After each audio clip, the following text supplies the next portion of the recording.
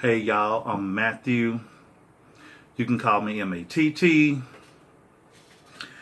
And first time blogger, long time philosopher. Let me just get right into it and talk about this thing that I wanted to talk about. And what it was, it's the thing between Ellen DeGeneres and Kim Burrell. Ellen DeGeneres didn't invite Kim Burrell to her show because at her church, Pastor Kim Burrell said some things about the LGBT community that was not liking unto the LGBT community. Kim Burrell was supposed to appear on Ellen DeGeneres' show for her song she did with Pharrell Williams in the movie Hidden Figures.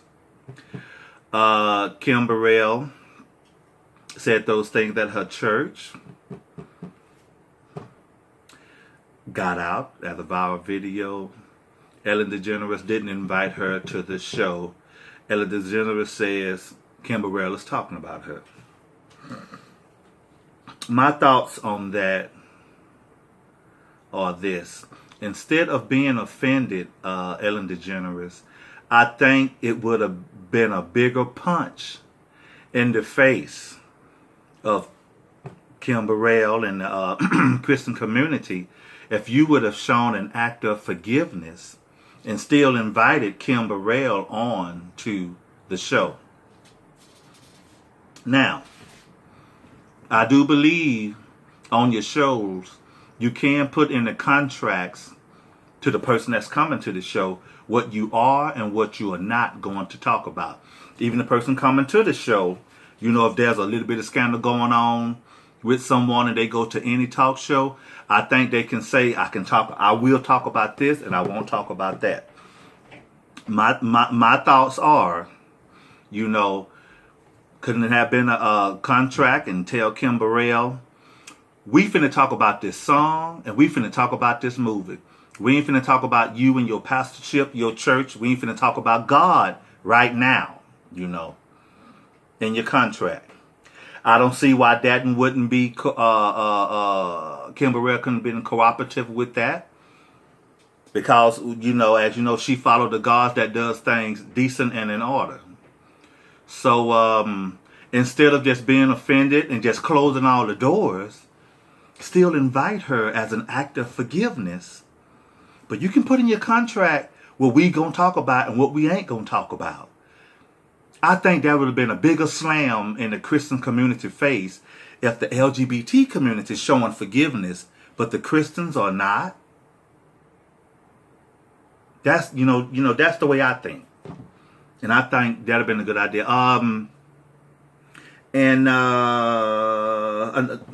Another thing, I really thought, 2017. I thought the LGBT community was stable and confident in their stand now. I didn't think they was getting so easily offended. I mean, no one, Christian or not, no one just go around hollering and screaming, faggot or whatever like that. No, that's not acceptable and all that. But I thought, everyone was stable and confident in their stance now. No, don't you don't accept any loud derogatory statements to anyone. But I just thought we was confident, to know that it is, alternative, and everyone may not like it, and that's my next point right here. LGBT community. You know what I'm saying?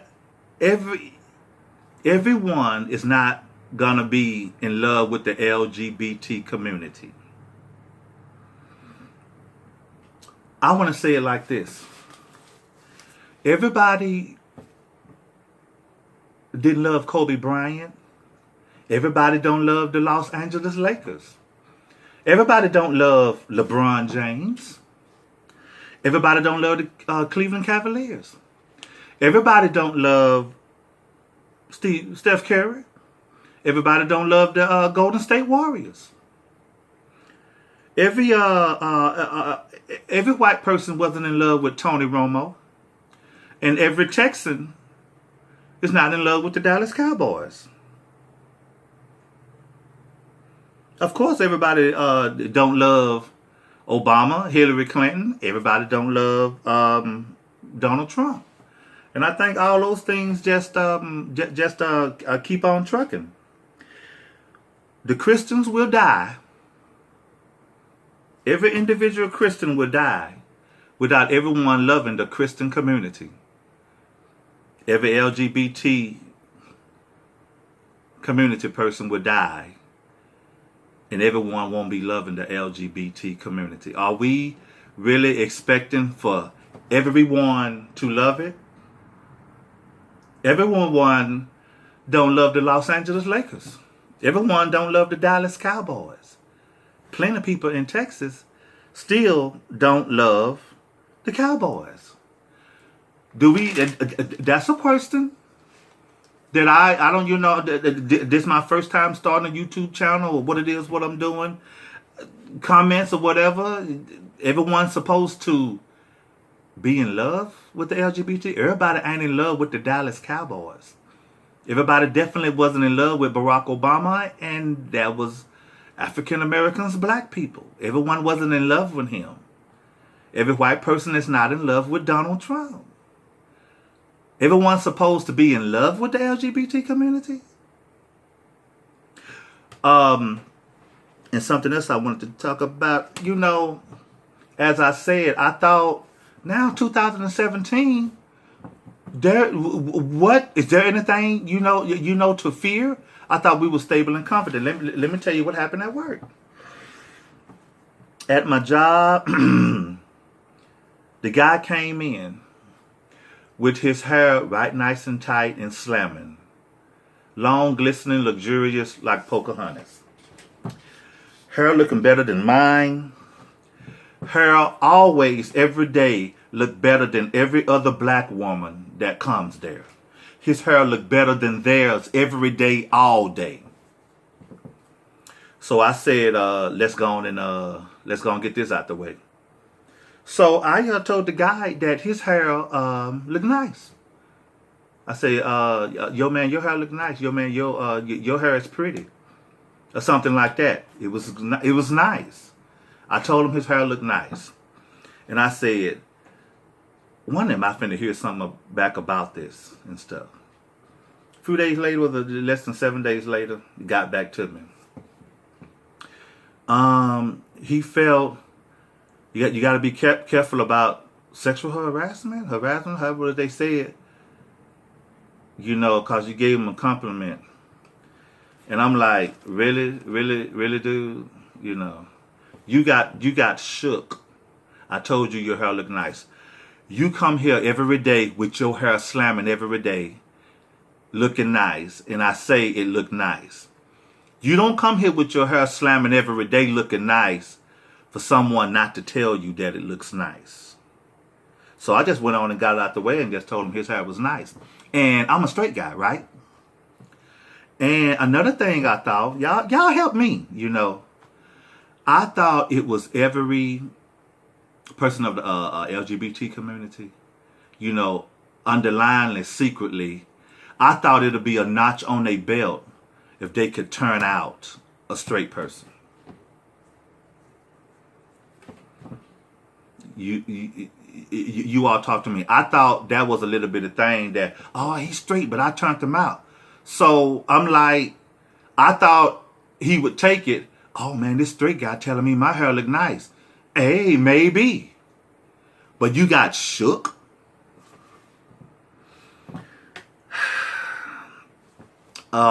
Steve Harvey Morning Show, they had a strawberry letter. And the letter went as far. I wish I could have pulled it up and talked. The letter went forth saying that I may be in love with my new stepbrother. Our parents got married. We became friends. We became a family in high school. He was the jock. He was the ladies' man. He was the he was the football player. He was the quarterback. You know, whatever he was, all the ladies love him. All the ladies like him, and all that stuff. Real popular. Sometimes I even help him in his hard times. You know, I help my stepbrother in the meantime, between time. You know, like helping him with what? I help him in the meantime, between time. Things got older, college. You know, my stepbrother got married, wife, and had some children. Sad that I didn't stay close to him. He made the money that I can come stay close to him, something like that. I can't even remember. Did the marriage go on to break up? But in the meantime, between time in the marriage, I still helped him in his hard times and all that stuff. You know. Oh, and here go the end of the letter. Oh, and by the way, you know, I'm a guy. So, who that's supposed to give now? What do you think about all that? And the lady did she say hers and all? I forgot what she said. And then they say, Steve, what you say? And Steve said, you ain't finna get me. You ain't finna get me in trouble by me saying an opinion on this letter. He deferred and didn't say anything about the letter, you know, to protect this show. That's hey, not saying it to protect his money, protect this show.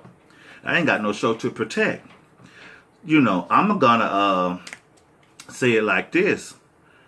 Anything interfering in a marriage, whatever that thing is, that's the bad guy.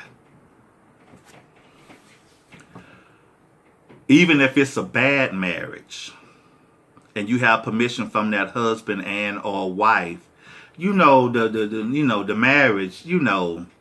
And then, you know, the marriage may be pretty much dead. On paper, they still married. But they probably don't love each other. It's pretty much dead. But still, you know, a marriage, man, it's kind of, you know, God ordained, just stay away until the paperwork of the divorce comes. So, whatever interfering in a marriage, good or bad, even with permission of the husband and or wife, whatever that thing is, that's the bad thing. That bad thing can be gambling out, you know, alcoholism, you know, whatever interfering it, that's that bad thing. If two LGBT community members want to get married, you know they're married. You know, isn't it morally to not interfere with that too? Come on, let's stop being offended. Let's go on across the board for all of it. Two LGBT community members got married. You don't want nothing to interfere in that marriage too. Whatever interfering in that marriage, you know, on the moral standard, that's the bad thing too then, right? So the LGBT member interfering in a marriage, and whatever interfering in the marriage is the bad thing. Bad thing. Oh man, and as I said, whatever you're doing, whatever LGBT, go on, you know, stand on it. You know, stop being offended. Everyone would die without everybody loving them. We can't. Everybody. Here is some things I do. You know, that some people may call weird, but I don't care. I still do. It's just two small things. You know, when I buy my cereal, I put it in the freezer. You know, and here's my silly thinking about that. The cereal in the freezer. The cereal's getting really cold. It's going to be real nice cold cereal when I pour that cereal from the freezer in the bowl and the cold milk hit the cold cereal. That makes a real right nice and tight cold breakfast. That's what I do. I put my cereal in the freezer. Another thing I do is that if I have a fountain drink, or even this bottle right here, I put my ice in it, I put my beverage in it, and I'll shake it, you know, and this is my silly thinking that the cold ice molecules are making the beverage in there even more colder and even more colder. It'll be real nice and cold going down. That's what I do. People will hear the rattling. They be like, my family member, the immediate family member, be like, what's that rattling over there? That's just Matt over there shaking up his beverage. He likes it for it to get cold and cold and cold and cold. Oh, that's weird. Well, what y'all do at 420 every day, I think that's weird. You 420 bandits. That's weird to me. I don't do that. That's weird to me. Do I be there? That's weird. Every time at 420, do I be walking around? That's weird. That's weird. For what? That's weird to me. All this stuff y'all do, that's weird to me. I put my cereal in the freezer and I shake up the ice in my beverage. That's weird. You don't get no police citation for that, Okay, I didn't want to be long. Ellen DeGeneres, I just think it'd have been a bigger punch in the Christian community face. I gonna tell y'all, definitely I'm on the Christian side, but I'm like, what if you would have forgave though, Ellen? And said she can still come, but we're gonna write in the contract what we're gonna talk about, what we ain't gonna talk about. I think you can do that. Oh, she can still come. Oh man, that'd have been so awesome. But you didn't do it. You just closed it. I'm offended. I just closed the doors. I'm like, no, open the door and say you forgive. Do the LGBT community, forgive. I ain't saying for all of it. Some people are really ignorant out there and be fighting on people and got real hate crime. But on that one, Ellen, that'd have been cool. If you would have said, I forgive her, she can still come. Boy, that'd have been tight. I ain't talking about the knucklehead. Oh, forgive the knucklehead. I ain't talking about the real knucklehead. But on that one, Ellen, with the platform you have, Kim Burrell got a platform. You got a platform right in the face. Bam! LGBT community forgave him. Oh, man. This is my first one I did. That's been on my heart for a long time. I was saying that soon as it happened. I just never did nothing about it. This is my first one. I have a variety in here. I got some awesome crafts I made. I don't know if I'll show you all that stuff tonight. And I'll probably be singing, playing the piano, singing some songs, and saying some funny stuff. Thank you all for watching this thing. Say some comments. I don't know how all this work to teach me. Oh my God! I forgot to say that. For the Christian community. God dog it. Maybe I got to edit it back. But for the Christian community, I didn't say it. I don't think there's not a beating heart on this earth from a baby to 92 years old who doesn't know that the LGBT community is an alternative lifestyle. Man is created with his member. The woman is created with her sex organ. That's the way it's designed for procreation. That's the way it's designed. A man will fertilize the woman's egg for procreation. That's the way it was designed and created for. I believe every beating heart on this earth knows that the LGBT community is alternative. We got it. We got it, Christian community. You don't have to scream that, no more. Nope. We are not gonna live not addressing the thing. But we got it. We got it. And I also want to say not all LGBT community is easily offended like that. Some of them hear the offense and keep on trucking too and be like, I'm not finna waste my, if I say I love Steve, I don't have time to try to convince you. I gotta make this all over again. Some of them don't waste their time trying to convince you, of their stand. Some of them are not easily offended, and they just go on. And I do believe that they have the attitude that I love, that I love Steve, and when me Steve die, everybody's not gonna be in love with it. I think there are a lot of them who just got that stance that everybody's not gonna love what I'm doing, but I love what I'm doing, and I'm gonna go on. all this easily, everybody is not gonna love him. Everybody, and don't even talk about Jesus. Of course, everybody still don't love Jesus.